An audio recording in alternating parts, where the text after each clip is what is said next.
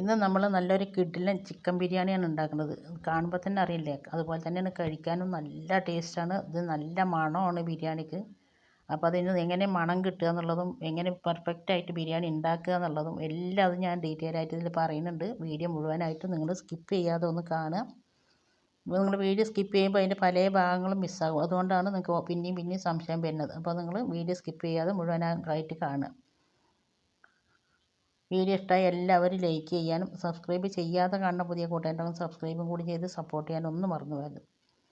അപ്പോൾ അതെങ്ങനെ ഉണ്ടാക്കണമെന്ന് കണ്ടു നോക്കിയാലോ. Welcome back to our channel. നമ്മുടെ പുതിയൊരു വീഡിയോയിലേക്ക് എൻ്റെ എല്ലാ കൂട്ടുകാർക്കും സ്വാഗതം. നമ്മൾ ബിരിയാണി ഉണ്ടാക്കാൻ വേണ്ടി ആദ്യം കുറച്ച് സാധനങ്ങളൊക്കെ തൊലിക്കലും കഴുകലും അതൊക്കെ കഴിഞ്ഞിട്ടൊന്ന് എടുത്ത് വെക്കണം കേട്ടോ. ആദ്യം തന്നെ അതൊക്കെ ചെയ്ത് വെക്കുക. ഇതെല്ലാം നമ്മൾ ഒരുക്കിയിട്ടുണ്ടെങ്കിൽ കാരണം ഒരു കുറച്ച് നേരം കൊണ്ട് തന്നെ നമുക്ക് പെട്ടെന്ന് ബിരിയാണി ഉണ്ടാക്കാൻ പറ്റും.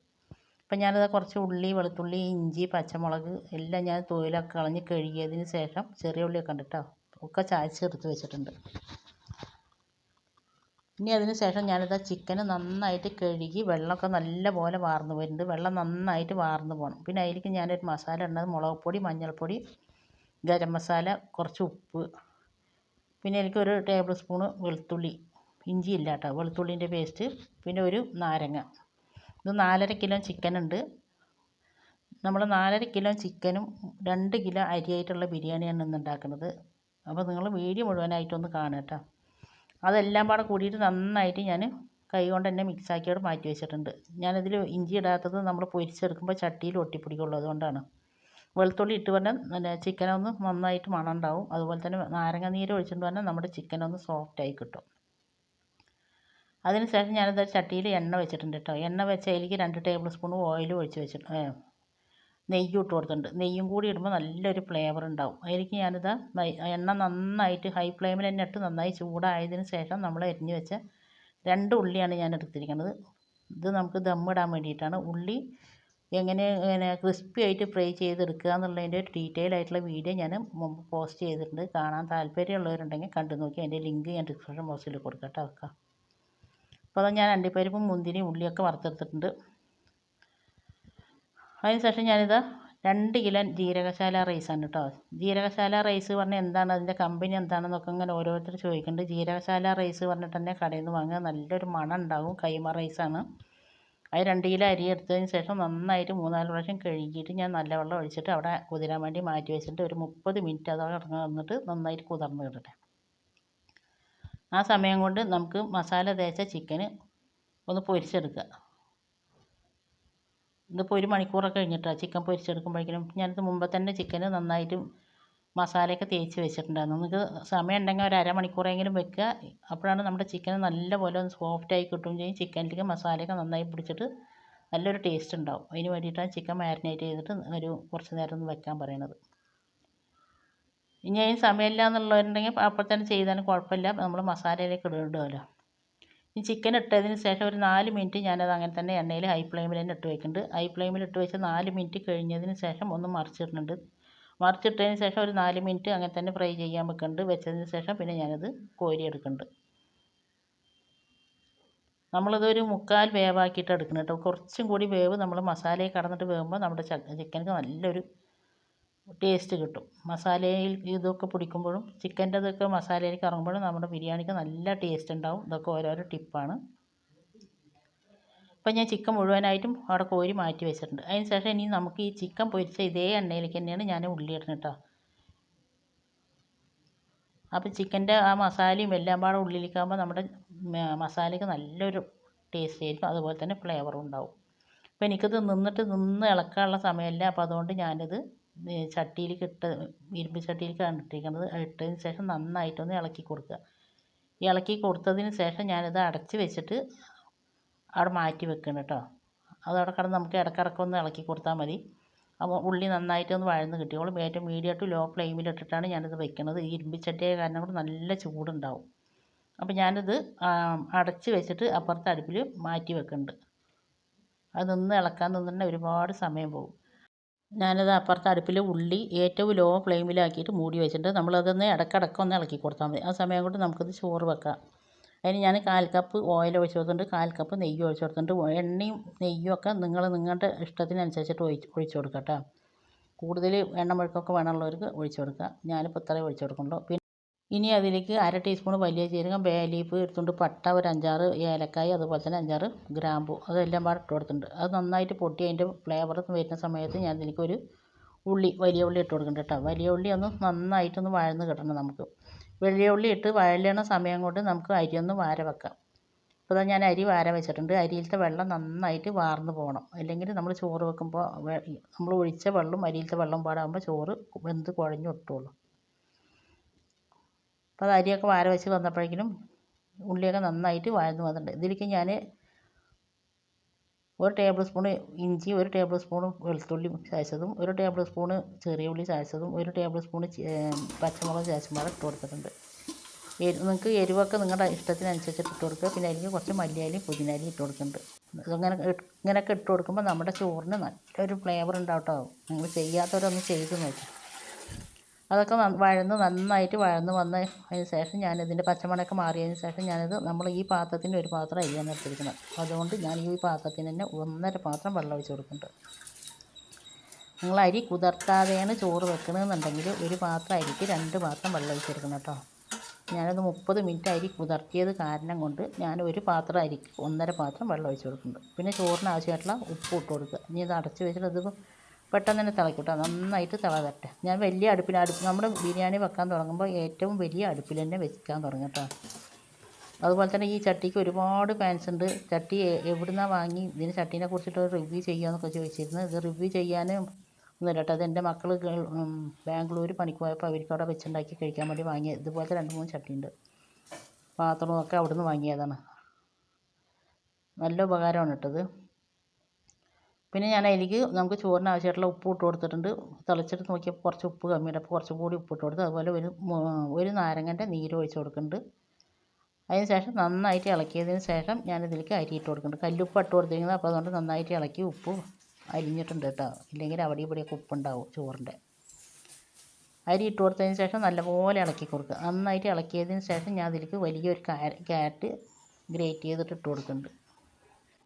വേണമെന്നുള്ളവർക്ക് ഇട്ട് കൊടുത്താൽ മതി. നല്ലൊരു ടേസ്റ്റും ഉണ്ടാവും. കാണുമ്പോൾ കളർഫുള്ളായിട്ട് നമ്മുടെ ചോറുണ്ടാവും. അപ്പോൾ ക്യാരറ്റ് ഇട്ട് കൊടുത്തതിന് ശേഷം നന്നായിട്ടൊന്ന് ഇളക്കിയതിന് ശേഷം ഞാനിത് മൂടി വെക്കുന്നുണ്ട്. ഇനി നമ്മളിത് ഹൈ ഫ്ലെയിമിലിട്ടിട്ട് പെട്ടെന്ന് തന്നെ തിള വരും കേട്ടോ. ഹൈ ഫ്ലെയിമിലിട്ടിട്ട് ഒന്ന് തിളക്കുക. ഒരു 3-4 മിനിറ്റ് ആകുമ്പോഴേക്കും നമ്മുടെ ചോറ് നന്നായിട്ട് തിളക്കും. അപ്പോൾ അത് തിള വന്നിട്ടുണ്ട്. തിള വന്നതിന് ശേഷം അത് ചോറും അരിയും വെള്ളവും പാടെ ഒപ്പായിട്ടുണ്ട്.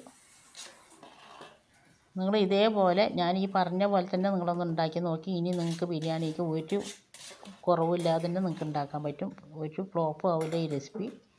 അപ്പോൾ അത് വെള്ളവും അരിയും പാടെ ഒപ്പായപ്പോൾ ഞാനത് നന്നായിട്ട് ഇളക്കിയതിന് ശേഷം ഇനി നമ്മൾ വയ്ക്കുന്നത് ഏറ്റവും ലോ ഫ്ലെയിമിൽ, ഏറ്റവും ചെറിയ അടുപ്പിലുണ്ടെങ്കിൽ അങ്ങനെ, അല്ലെങ്കിൽ ഏറ്റവും ലോ ഫ്ലെയിമിൽ ഒരു 10 മിനിറ്റ് ഞാനിത് വെക്കുന്നുണ്ട്. അപ്പോഴേക്കും തന്നെ നമ്മുടെ ചോറൊക്കെ നന്നായിട്ട് വെന്ത് കിട്ടും. അതവിടെ ഞാൻ ചെറിയ അടുപ്പിലാക്കി വെച്ചിട്ടുണ്ട്. അത് 10 മിനിറ്റ് അവിടെ ഇരിക്കട്ടെ. ആ സമയം കൊണ്ട് ഇതാ നമ്മുടെ ഉള്ളിയൊക്കെ നന്നായിട്ട് വഴന്ന് എണ്ണയൊക്കെ തെളിഞ്ഞ് വന്നിട്ടുണ്ട്. ഇനി നമുക്ക് ഈ എണ്ണയൊന്ന് ഈ ഉള്ളീനെ ഒന്നുകൂടെ മാറ്റിയെടുക്കണം കേട്ടോ. ഈ എണ്ണ നമുക്ക് ആവശ്യമുണ്ട്. ഈ ഉള്ളി മുഴുവനായിട്ട് ഞാനിതൊന്ന് കോരിയെടുക്കുന്നുണ്ട്. നമ്മൾ ഒരുപാട് നേരം നിന്ന് ഇളക്കി വഴറ്റി ഉണ്ടാക്കേണ്ട ആവശ്യമൊന്നുമില്ല. പെട്ടെന്ന് തന്നെ ഇപ്പോൾ ഉണ്ടാകും. നമ്മൾ ചോറ് വെക്കുന്ന സമയം കൊണ്ട് നമ്മൾ ഉള്ളി വഴന്നും കിട്ടിയിട്ടുണ്ട്. ഉള്ളി നന്നായിട്ട് വഴലാണ് കേട്ടോ. അപ്പോഴാണ് നമ്മുടെ മസാലയ്ക്ക് നല്ലൊരു ടേസ്റ്റ് ഉണ്ടാവും. നമ്മൾ ബിരിയാണി എത്ര നേരം പുറത്ത് വെച്ചിട്ടുണ്ടെങ്കിലും രാവിലെ മുതൽ വൈകുന്നേരം വരെ വെച്ചാലും അല്ലെങ്കിൽ പിറ്റേ ദിവസം വരെ വെച്ചാലും ബിരിയാണി കേട് വരില്ല കേട്ടോ. ഞാൻ വെറുതെ പറയല്ല, നിങ്ങളൊന്ന് ചെയ്ത് നോക്കി. അതിന് ശേഷം ഉള്ളി കോരി വെച്ചിട്ട് അതിൻ്റെ എണ്ണ ഞാൻ ഇതിലേക്ക് ഒഴിച്ച് കൊടുത്തിട്ടുണ്ട്. പിന്നെ ഇതിലേക്ക് കുറച്ച് പട്ട, ഗ്രാമ്പു, ഏലക്ക ഇട്ട് കൊടുത്തിട്ടുണ്ട്. ഇത് എനിക്കത് ഉള്ളി വഴറ്റണ സമയത്ത് ഇടാൻ ഓർമ്മയില്ല കേട്ടോ. ആദ്യം ഉള്ളിയോട് വഴന്ന് കിട്ടട്ടെ വിചാരിച്ചിട്ട് ഞാൻ അങ്ങനെ ഇട്ടത്. ഇനി നമുക്കിത് പട്ടയും ഗ്രാമ്പു ഏലക്കയൊക്കെ വഴന്നതിന് ശേഷം ഞാനിതിലേക്ക് 3 ടേബിൾ സ്പൂണ് വെളുത്തുള്ളി ചതച്ചതാണ്. അതുപോലെ തന്നെ 3 ടേബിൾ സ്പൂൺ ഇഞ്ചി ചതച്ച് ഇട്ട് കൊടുക്കുന്നുണ്ട്. രണ്ടും ഒരേ അളവിലിട്ട് കൊടുക്കുക കേട്ടോ. ഇനി ഇതിൻ്റെ ഇഞ്ചിൻ്റെയും വെളുത്തുള്ളിൻ്റെയും പച്ചമണം മാറുന്നവരെ നന്നായിട്ടൊന്ന് വഴറ്റി കൊടുക്കുക. അപ്പോൾ അത് ഇഞ്ചിയും വെളുത്തുള്ളിയും പച്ചമണം നന്നായിട്ട് മാറി വന്നിട്ടുണ്ട്. അതിന് ശേഷം നമ്മൾ അരച്ച് വെച്ച ചെറിയ ഉള്ളി ഇട്ട് കൊടുക്കുന്നുണ്ട്. ഞാനൊരു 150 ഗ്രാം ചെറിയ ഉള്ളി എടുത്തിട്ടുണ്ട് കേട്ടോ. ചെറിയ ഉള്ളിയും കൂടി ഇടുമ്പോൾ നമ്മുടെ ബിരിയാണിൻ്റെ മസാലയ്ക്ക് നല്ലൊരു ടേസ്റ്റ് ഉണ്ടാവും. ചെയ്യാത്തവരൊന്ന് ചെയ്ത് നോക്കി. പിന്നെ അതും ഇട്ട് കുറച്ച് പച്ചമുളക് ഇട്ടിട്ടുണ്ട്. എരിവിനനുസരിച്ചിട്ട് പച്ചമുളക് ഇടുക. നമ്മളിതിൽ മുളക് പൊടിയൊക്കെ ഇടുന്നുണ്ട്. അത് ഇട്ടതിന് ശേഷം നന്നായിട്ട് ഇളക്കി അതിൻ്റെ പച്ചമണമൊക്കെ മാറി മസാലയൊക്കെ നന്നായിട്ട് വെന്തതിന് ശേഷം ഞാൻ അതിലേക്ക് നെയ്യ് ഒഴിച്ച് കൊടുക്കട്ടെ. നെയ്യും കൂടി ഒഴിക്കുമ്പോൾ നമ്മുടെ മസാല നല്ലൊരു ഫ്ലേവർ കിട്ടും. അതിന് വേണ്ടിയിട്ടാണ് നെയ്യ് ഒഴിച്ച് കൊടുക്കുന്നത്. ഇപ്പോൾ ഈ മസാല നെയ്യിലൊക്കെ കിടന്ന് നന്നായിട്ട് വഴന്ന് എണ്ണയൊക്കെ തെളിഞ്ഞ് വന്നിട്ടുണ്ട്. ആ സമയത്ത് നമ്മളിതാ കോരി വെച്ച ഉള്ളി മുഴുവനായിട്ട് ഞാനിതിലേക്ക് ഇട്ട് കൊടുക്കുന്നുണ്ട്. നമ്മുടെ ഉള്ളി എത്രത്തോളം വഴറ്റി നമ്മൾ എല്ലാ സാധനവും എത്രത്തോളം വഴറ്റി വെക്കണോ അത്രത്തോളം നമ്മുടെ ബിരിയാണിക്ക് ടേസ്റ്റ് കൂടും. അതാണ് ബിരിയാണിക്ക് ടേസ്റ്റ് കൂടാനുള്ളൊരു ഇത് കേട്ടോ. ചിലർ വെച്ചാൽ നല്ല ടേസ്റ്റ്, ചിലർ വെക്കുമ്പോൾ പെട്ടെന്ന് ചോറ് വഴന്ന് പോകും, വലഞ്ഞു പോകും. അപ്പോൾ അതിൻ്റെ കാരണം ഉള്ളി നല്ലപോലെ വഴലാണ്ടാണ്. പിന്നെ അതെല്ലാം വഴറ്റിയതിന് ശേഷം ഞാനതിലേക്ക് ഒരു 6 തക്കാളി ഇട്ട് കൊടുക്കുന്നുണ്ട്. നല്ല പഴുത്ത തക്കാളി തന്നെ നോക്കിയിടുക. തക്കാളി നന്നായിട്ട് വഴറ്റിയതിന് ശേഷം ഞാൻ ഇളക്കിയതിന് ശേഷം അതിലേക്ക് ഉപ്പ് ഇട്ട് കൊടുക്കുന്നുണ്ട്. ഉപ്പ് ഇട്ട് കൊടുക്കുമ്പോൾ നമ്മുടെ തക്കാളി പെട്ടെന്ന് തന്നെ വഴന്ന് കിട്ടും. ഇപ്പോൾ അതാ നല്ലപോലെ ഒന്ന് ഞാൻ വഴറ്റിയിട്ട് തക്കാളി ഒന്ന് സോഫ്റ്റായി വന്നിട്ടുണ്ട് കേട്ടോ. ആ സമയത്ത് നമുക്ക് ഇതിലേക്ക് ആവശ്യമായിട്ടുള്ള പൊടികൾ ഇട്ട് കൊടുക്കുക. ഞാൻ 1 ടീസ്പൂൺ മുളക് പൊടി ഇട്ട് കൊടുക്കുന്നുണ്ട്. പിന്നെ ഇതിലേക്ക് ഞാൻ 1/2 ടീസ്പൂണ് മഞ്ഞൾപ്പൊടി ഇട്ട് കൊടുക്കുന്നുണ്ട്. പിന്നെ ഞാനിതിലേക്ക് ഗരം മസാല 1/2 ടീസ്പൂൺ ഇട്ട് കൊടുക്കുന്നുണ്ട്. ഇത് ഞാൻ വീട്ടിൽ തന്നെ പൊടിച്ച ഗരം മസാലയാണ് കേട്ടോ. 1/2 ടീസ്പൂണല്ല 1/2 ടീസ്പൂൺ ഇട്ട് കൊടുക്കുന്നത്. ഞാനിപ്പോൾ കാണിച്ചത് 1/2 ടീസ്പൂൺ. അപ്പോൾ അതുകൊണ്ടാണ് 3 പ്രാവശ്യം ഇട്ട് കൊടുത്തത്. നിങ്ങൾ കടയിൽ നിന്ന് വാങ്ങണ ഗരം മസാലയാണെങ്കിൽ കുറച്ച് കൂടുതൽ ഇട്ട് കൊടുക്കണം. ഇത് വീട്ടിൽ പൊടിച്ചത് കാരണം കൊണ്ട് നല്ല ഫ്ലേവർ ഉണ്ടാവും. അപ്പോൾ അതൊക്കെ ഇട്ട് നന്നായിട്ട് പച്ചമണമൊക്കെ മാറിയതിന് ശേഷം ഞാൻ അതിലേക്ക് 1 പിടി മല്ലിയിലയും അതുപോലെ തന്നെ 1 പിടി പുതിനയിലയും ഇട്ട് കൊടുക്കുന്നുണ്ട്. പുതിനയില നന്നായിട്ട് വേണം കേട്ടോ. അപ്പോഴാണ് ബിരിയാണിക്ക് നല്ലൊരു ഫ്ലേവർ കിട്ടുക. ചിലർ പറയുന്നുണ്ട് പുതിനയിലയും മല്ലിയിലയും ഇടാണ്ട് വെച്ചുകൂടാന്ന്. ഇടാണ്ട് വെക്കുക, പക്ഷേ നല്ലൊരു ഫ്ലേവറും നല്ല ടേസ്റ്റും കിട്ടണമെങ്കിൽ പുതിനയിലയും മല്ലിയിലയും ഇടണം കേട്ടോ. പിന്നെ അത് അവിടെ നന്നായിട്ട് വഴറ്റിയിട്ട് ഞാനവിടെ അടച്ച് വെച്ചിട്ടുണ്ട്. ആ സമയം കൊണ്ട് നോക്കിയപ്പോഴേക്കും ഇതാ നമ്മുടെ ചോറൊക്കെ നല്ല പോലെ വെന്തിട്ടുണ്ട് കേട്ടോ. ഞാൻ ഫ്ലെയിം ഓഫാക്കിയിട്ടുണ്ട്. കട്ട കുത്തുകയോ ഉടയുകയോ വേകാണ്ടാകുകയോ വെന്തുടഞ്ഞ് പോവുകയോ ഒന്നും ചെയ്തിട്ടില്ല. നല്ല പോലെ വെന്തിട്ടുണ്ട്. ഒന്നുമേലൊന്നും മുട്ടാതെ തന്നെ നമുക്ക് കിട്ടിയിട്ടുണ്ട്. നമ്മളെപ്പോഴും ബിരിയാണി വെക്കാൻ എടുക്കുമ്പോൾ നല്ല അരി തന്നെ നോക്കിയെടുക്കുക കേട്ടോ. ഞാനെപ്പോഴും ജീരകശാല അരിയാണ് എടുക്കൽ. അതുകൊണ്ട് വെക്കുമ്പോൾ എനിക്കൊരു ഇതും വന്നിട്ടുണ്ടാവില്ല. ഇനി ഞാനത് ഒരുപാട് ചോറ് കുത്തി ഇളക്കണമൊന്നുമില്ല കേട്ടോ. അവിടെ ഇരിക്കട്ടെ, നമുക്ക് ദമ്മിടാനുള്ളതല്ല.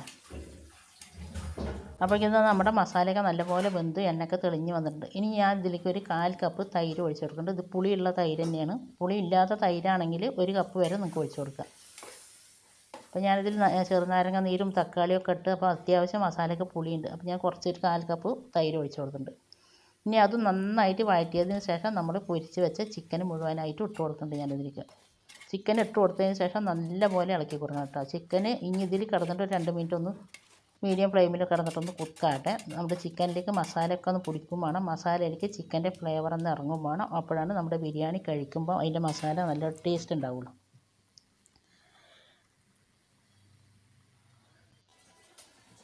നിങ്ങൾ ഈ റെസിപ്പി നിങ്ങളൊന്ന് ഉണ്ടാക്കി നോക്കുന്നുണ്ടെങ്കിൽ ഇതിന് ഫീഡ്ബാക്ക് എന്തായാലും താഴെ കമൻറ്റ് ബോക്സിൽ അറിയിപ്പിക്കണം കേട്ടോ. നിങ്ങൾ ഉണ്ടാക്കി നോക്കിയതിന് ശേഷമുള്ള ഫീഡ്ബാക്ക് കാണുമ്പോഴാണ് ഇനി ഒരാൾക്ക് ഇത് ഉണ്ടാക്കി നോക്കാമെന്നുള്ളൊരു തോന്നലുണ്ടാവുള്ളൂ. അതുപോലെ തന്നെ സബ്സ്ക്രൈബ് ചെയ്യാതെ നമ്മുടെ വീഡിയോ കാണുന്ന പുതിയ കൂട്ടുകാരുണ്ടെങ്കിൽ ഒന്ന് സബ്സ്ക്രൈബും കൂടി ചെയ്ത് സപ്പോർട്ട് ചെയ്യാനൊന്നും മറന്നു വരുത്.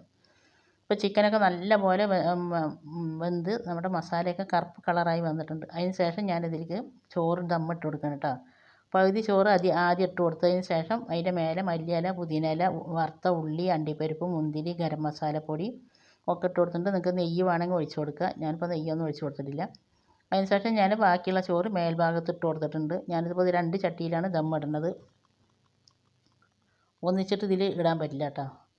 അപ്പോൾ അതുകൊണ്ട് 2 ചട്ടിയിലാണ് ദമ്മിടുന്നത്. പകുതി ചിക്കൻ ഞാൻ അതിന് മാറ്റിയിട്ട് ബാക്കി പകുതി ചിക്കനിലാണ് ഈ ദമ്മിട്ടത്. അതുപോലെ തന്നെ ഞാൻ വേറെ ചട്ടിയിലും ദമ്മിട്ട് വെക്കുന്നുണ്ട്. ഇനി നമ്മൾ ഇത് എല്ലാം പാടെ ഇട്ടതിന് ശേഷം മേലെ വേണമെങ്കിൽ നിങ്ങൾക്ക് നെയ്യ് ഒഴിക്കുക. ഞാനിപ്പോൾ നെയ്യ് ഒഴിക്കണ്ട കേട്ടോ. നെയ്യ് നമ്മൾ എത്രത്തോളം ഒഴിക്കണം അത്രത്തോളം നമ്മുടെ ചോറ് നല്ല സോഫ്റ്റും ഉണ്ടാവും, നല്ലൊരു ഫ്ലേവറും ഉണ്ടാവും, കഴിക്കുമ്പോൾ നല്ലൊരു ടേസ്റ്റും ഉണ്ടാവും. ഇനി ഞാനിതൊരു 15 മിനിറ്റ് ഏറ്റവും ലോ ഫ്ലെയിമിൽ ദം ചെയ്യാൻ വെച്ചിട്ടുണ്ട്.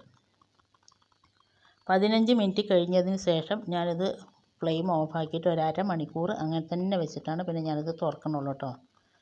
നമ്മൾ ദം ചെയ്ത് 15 മിനിറ്റ് കഴിയുമ്പോൾ ഫ്ലെയിം ഓഫാക്കിയിട്ട് അപ്പം തന്നെ തുറക്കരുത്.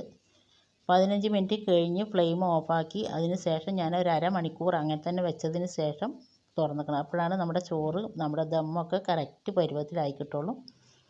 കാണുമ്പോൾ തന്നെ അറിയില്ല. മാഷാ അല്ലാ, അടിപൊളിയാണ് കേട്ടോ. അതിൻ്റെ ഫ്ലേവർ ഉണ്ടല്ലോ, ഇത് തുറക്കുമ്പോൾ ഉണ്ടല്ലോ ഫ്ലേവർ, വീട് മൊത്തം നാട് മൊത്തം പറഞ്ഞ മാതിരി ഉണ്ടാവും. നിങ്ങൾ ഇതേപോലെ ഒന്ന് ഉണ്ടാക്കി നോക്കിയിട്ടോ. അത്ര നേരം എൻ്റെ വീഡിയോ കണ്ടിട്ട് എന്നെ സപ്പോർട്ട് ചെയ്തതിൻ്റെ എല്ലാ കൂട്ടുകാരനെ കൊണ്ടും ഒരുപാട് നന്ദിയുണ്ട്. തുടർന്ന് നിങ്ങളുടെ സപ്പോർട്ട് ഉണ്ടാവണം. ഇൻഷാ അല്ലാ ഇനി അടുത്ത കിടിലൻ വീഡിയോ ആയിട്ട് വരുന്നവർ എല്ലാവരെ കൊണ്ടും ഓക്കെ, താങ്ക് യു, ബൈ, അസ്സലാമു അലൈക്കും. നിങ്ങൾ ഉണ്ടാക്കി നോക്കി ഇതിന് ഫീഡ്ബാക്ക് അറിയിപ്പിക്കാനൊന്നും മറന്നു പോകരുത്. അതുപോലെ തന്നെ നമ്മൾ ഒരുപാട് ബിരിയാണി റെസിപ്പീസൊക്കെ ഇട്ടുണ്ടായിരുന്നിട്ട് അത് ഉണ്ടാക്കി നോക്കി ആദ്യമായിട്ട് ചെയ്യുന്നവർക്കും കൂടി നല്ല പെർഫെക്റ്റ് ആയിട്ട് കിട്ടി എന്നൊക്കെ പറഞ്ഞിട്ട് കമൻറ്റ് ഇട്ടിട്ടുണ്ടായിരുന്നു. അതൊക്കെ കേൾക്കുമ്പോൾ ഒരുപാട് സന്തോഷമുണ്ട് കേട്ടോ. അതുപോലെ നിങ്ങൾ ഇതൊന്നും ഉണ്ടാക്കി നോക്കി, ഒരിക്കലും ഫ്ലോപ്പ് ആവില്ല. അപ്പോൾ ഓക്കെ, താങ്ക് യു, ബൈ.